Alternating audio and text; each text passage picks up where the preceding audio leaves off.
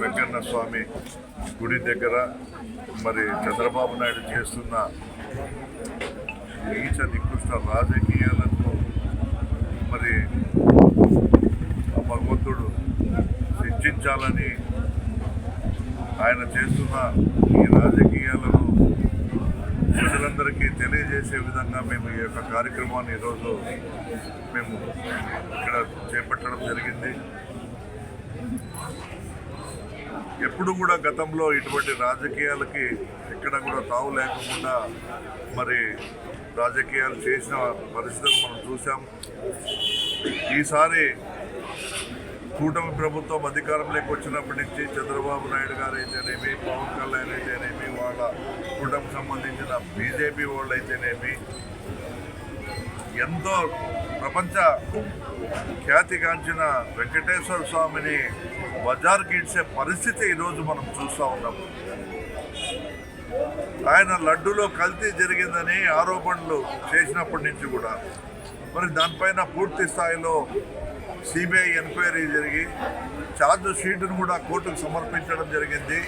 ఆ ఛార్జ్ షీట్లో క్లియర్గా ఎటువంటి కల్తీ జరగలేదు, మరి ఎటువంటి జంతుకు సంబంధించిన ఫ్యాట్ లేదు, జంతు కొవ్వు లేదని కూడా క్లీన్ చిట్ ఇచ్చినప్పటికీ కూడా ఇంకా దాంట్లో మరి దాన్ని పక్కన పెట్టి మరో రాజకీయానికి దేవుని అడ్డం పెట్టుకొని తెరలేపిన ఈ చంద్రబాబు నాయుడికి మరి ఆ భగవంతుడు బుద్ధి చెప్పాలనే దిశగా ఈ యొక్క కార్యక్రమాన్ని మేము చేపట్టడం జరిగింది. నీచ నికృష్ట రాజకీయాలు ఎవరు కూడా ఈడ 1000 ఏళ్ళు శాశ్వతం కాదు. ఎవడు ఎప్పుడు పోతాడో తెలియదు, ఏం ఎంట కట్టుకుపోతామో తెలియదు.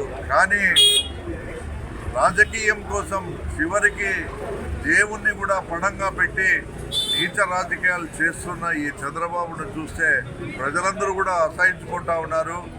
కేవలం జగన్మోహన్ రెడ్డి గారి పైన నిజంగా మీకు దమ్ము ధైర్యం ఉంటే రాజకీయంగా ఎదుర్కొనేదానికి మీరు దాదాపుగా 164 సీట్లతో ఈరోజు అధికారంలోకి వచ్చినారు. ఇప్పటికే ఎన్నో రకాలుగా మా పార్టీకి సంబంధించిన నాయకులను, కార్యకర్తలను వేధింపులకు గురి చేశారు. పోలీసులతో మీరు ఇక్కడ పరిపాలన చేస్తూ ఉన్నారు. ఇటువంటి కార్యక్రమాలు ఎన్ని చేసినప్పటికీ కూడా ఎక్కడ కూడా వైఎస్ఆర్ కాంగ్రెస్ పార్టీ నాయకులు కానీ, కార్యకర్తలు కానీ మరి ఎవరు కూడా మరి భయపడకుండా మేము పార్టీని ముందుకు తీసుకుపోతాం.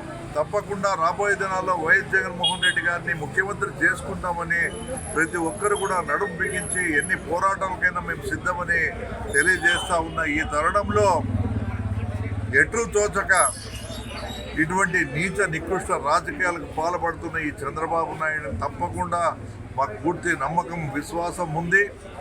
భగవంతుడు అనేవాడు ఖచ్చితంగా ఎవరిని కూడా ప్రతి ఒక్కరిని కూడా అందరినీ కూడా గమనిస్తూ ఉంటాడు. ప్రధానంగా వీళ్ళని మాత్రము దీంట్లో భాగస్వాములైన ఏ ఒక్కరిని కూడా మరి వెంకన్న స్వామి వదిలిపెట్టాడు. ఖచ్చితంగా దానికి తగిన శాస్తి అనుభవిస్తారని కూడా మేము ఈరోజు ఈ మీడియా ముఖంగా, పత్రికా ముఖంగా కూడా తెలియజేస్తూ ఉన్నాము.